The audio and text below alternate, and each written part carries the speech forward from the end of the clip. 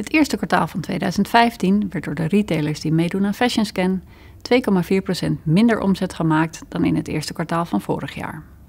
Vooral de bovenmodeomzet in de maand maart viel tegen. Normaal gesproken komt de verkoop van de nieuwe voorjaarscollecties eind maart al aardig op gang, maar dit jaar bleef de omzet flink achter. Boosdoener was ook nu weer het weer. Weliswaar was de temperatuur in maart normaal voor de tijd van het jaar, maar vergeleken met maart vorig jaar was het veel frisser, regenachtiger en minder zonnig.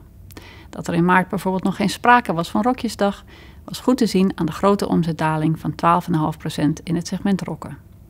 De enige artikelgroep met een omzetstijging in het eerste kwartaal was jeans, met een mooie plus van 5%. Alle andere artikelgroepen binnen bovenmode scoorden in het eerste kwartaal een negatieve omzetgroei. Het segment bovenmode daalde daarmee als geheel met 2%.